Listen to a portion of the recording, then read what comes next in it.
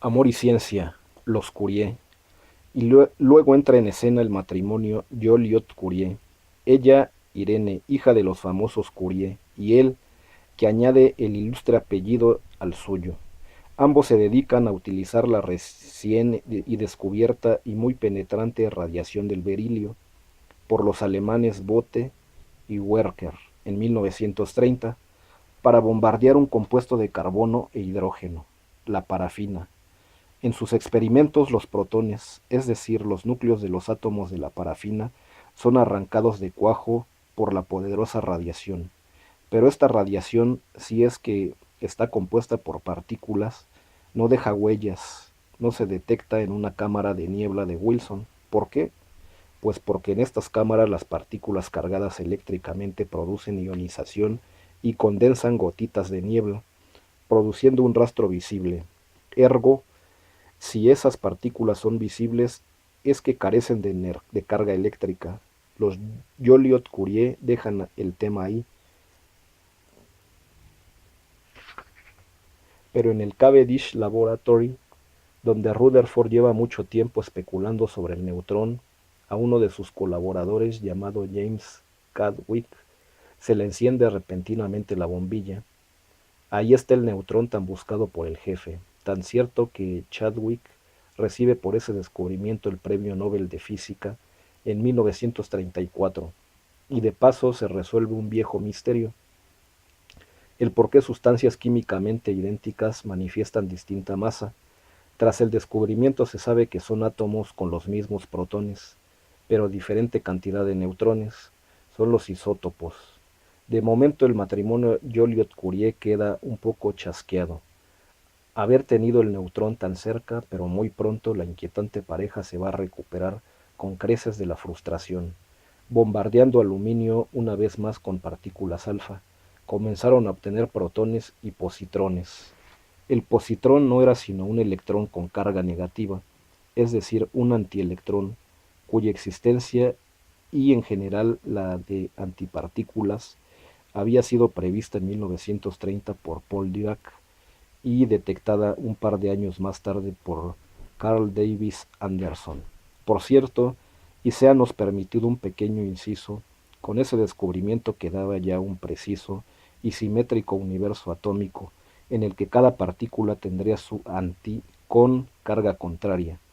Eso ha llevado con frecuencia a muchas especulaciones sobre antimateria y antimundos, pero no se fíe cuando oiga decir que los científicos han demostrado la existencia de antimateria. No es verdad.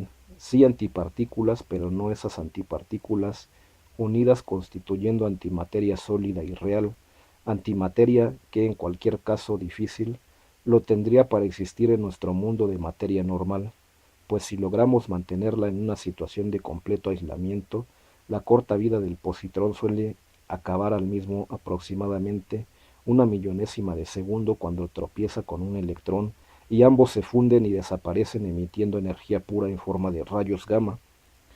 Al unirse la materia y la antimateria se aniquilarían mutuamente emitiendo pura y simple energía en forma de radiación. Volviendo tras la digresión a los Joliot-Curie, cuando la pareja se dedicaba a bombardear aluminio con partículas alfa obteniendo protones y positrones, se dieron cuenta de que al suspender el bombardeo el aluminio continuaba emitiendo positrones por su cuenta. Eso significaba que se había vuelto radiactivo.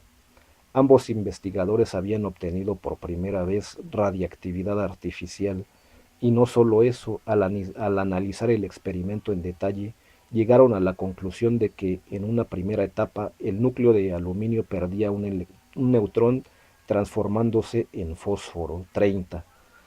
Esta variedad de fósforo no existe libremente en la naturaleza.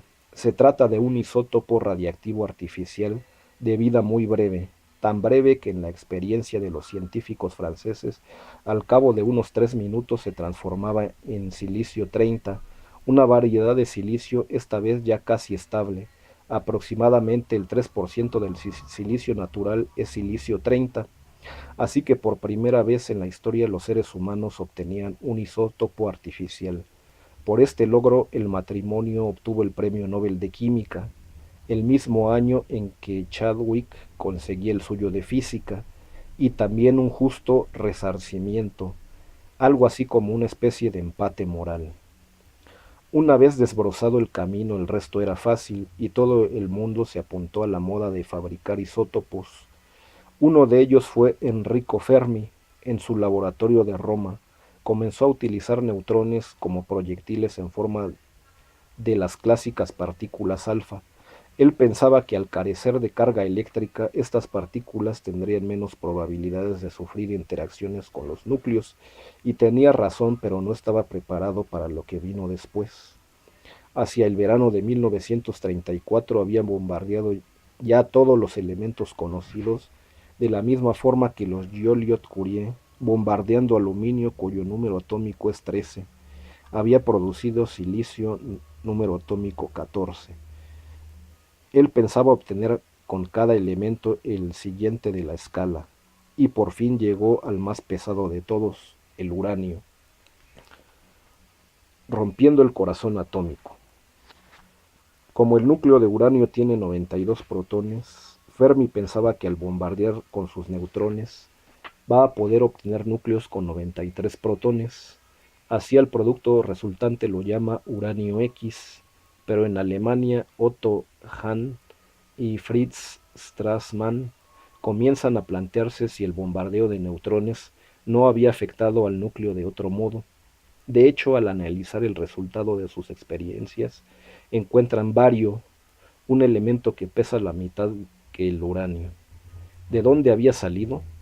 La única explicación consistía en admitir que el núcleo de uranio se había roto, pero semejante hazaña ni siquiera a ellos mismos les parecía concebible, audacia que, sin embargo, le valdría a Hahn el Nobel de Química de 1944. Hahn informó del hallazgo a la gran física Lise Meitner, su antigua compañera de investigación durante 30 años. Esta mujer de origen judío había escapado de Hitler y se encontraba en Suecia junto a su sobrino Otto Frisch, un físico que había trabajado con Niels Bohr en Copenhague, y al igual que ella, huido de la Alemania nazi. Cuando ambos intuyeron lo que estaba sucediendo con los núcleos de uranio, Frisch partió a toda velocidad hacia Dinamarca para contárselo a Bohr, el gran físico danés que justamente en ese instante estaba preparando las maletas para viajar a Washington con el fin de dar una conferencia. Captó inmediatamente la idea. ¿Cómo esto se nos ha podido pasar por alto durante tanto tiempo?, dijo Bohr golpeándose la frente. Sí, porque al igual que aquel personaje de Molière que llevaba 40 años hablando prosa sin saberlo, hacía mucho tiempo que los físicos estaban produciendo fisiones nucleares sin darse cuenta de lo que hacían.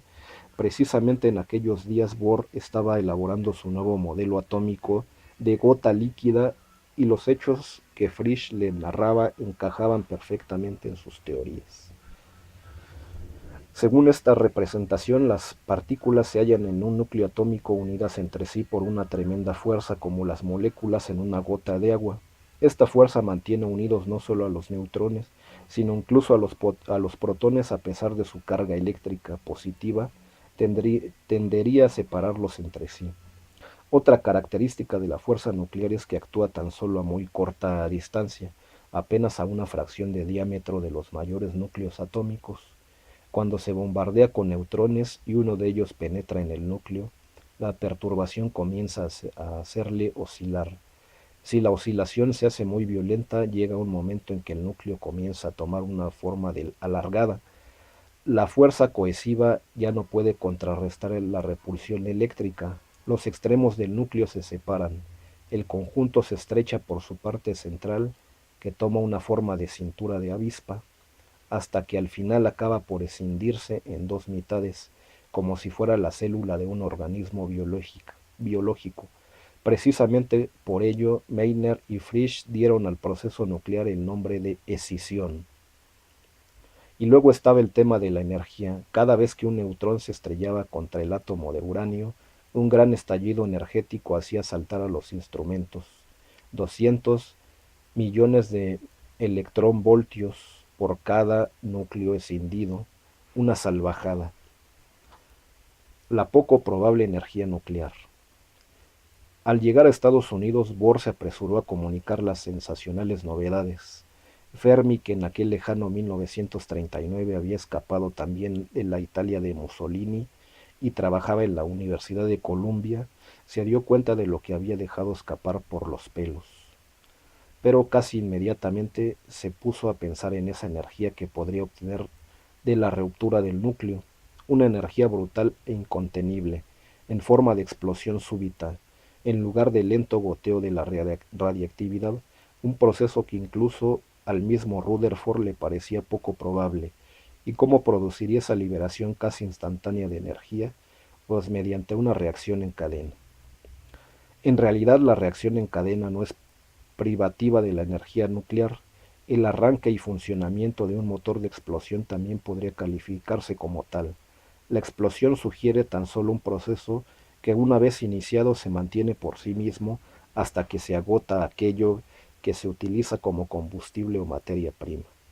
Así Enrico Fermi pensó que si el proceso de la rotura de los núcleos al dividirse, estos podrían producir nuevos neutrones. Y así es, los Joliot-Curie dicen que 3.5 por cada escisión. Fermi asegura que menos de 2. La realidad es que producen 2.47, cada uno de los cuales dividiría más núcleos y así sucesivamente. El primer átomo desintegrado produjera 200 milielectronvoltios, el siguiente 400, el próximo 800 y el resto en la misma proporción. ¿Qué cantidad total de energía podría liberarse teniendo en cuenta en el intervalo de cada proceso apenas la llegada mil billonésima de segundo? Para comprobar si de verdad se producen neutrones en esa reacción, el físico de origen húngaro Leo Szilard y su compañero el canadiense Walter Sim pusieron en marcha un sencillo experimento en el que caso de producirse neutrones, su existencia se haría visible en forma de destellos en un tubo de rayos catódicos, según contaba el propio Szilard. Si aparecen destellos de luz en la pantalla significaría que se liberan neutrones. Y eso querría decir que la liberación de la energía atómica a gran escala estaba a la vuelta de la esquina. Dimos la vuelta al interruptor y vimos los destellos. Los observamos un rato, los apagamos todos y nos fuimos a casa. Aquella noche se quedaron muy pocas dudas de que el mundo estaba en el camino del dolor. En el verano de 1939 los científicos se sintieron alarmados. Los principales investigadores alemanes estaban desapareciendo de la vista, igual que grandes cantidades de uranio de las minas de Checoslovaquia. Szilard, junto con sus compatriotas Eugen Wigner y Edward Teller, se entrevistaron con el prestigioso Albert Einstein e intentaron convencerle de que escribiera una carta al presidente Roosevelt. En aquella carta se advertía que pudiera ser posible producir una reacción nuclear en cadena, con lo cual se generarían enormes cantidades de energía.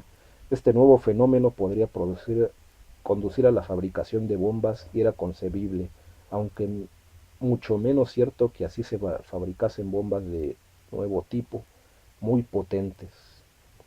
Hiroshima comenzaba ya a perfilarse en un futuro mucho más próximo de lo que nadie imaginó. Distintos intereses, diferentes caminos. A partir de este instante, las investigaciones sobre la intimidad de la materia van a dividirse en tres ramas. La una conducirá a los arsenales atómicos que podrán destruir 1000 veces a toda la especie humana, a pruebas nucleares atmosféricas que sembrarán de veneno radiactivo la atmósfera y serán absorbidas por los seres vivos, a lúgubres experimentos en los que se analizarán los efectos de la reactividad sobre voluntarios a los que en realidad nadie llegó nunca a consultar, a la psicosis del terror y a la destrucción.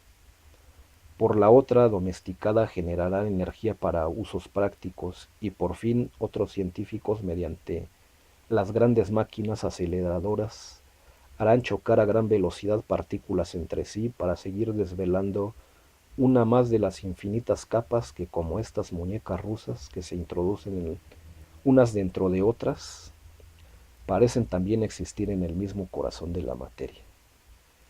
Pero se necesitaron casi 3 años y $1 millón antes de que Enrico Fermi y su equipo, reunidos el 2 de diciembre de 1942 en la Universidad de Chicago, sacaran lentamente una barra de control de un conglomerado de bloques de grafito, óxido de uranio y uranio puro para poner en marcha la primera reacción en cadena controlada de la historia.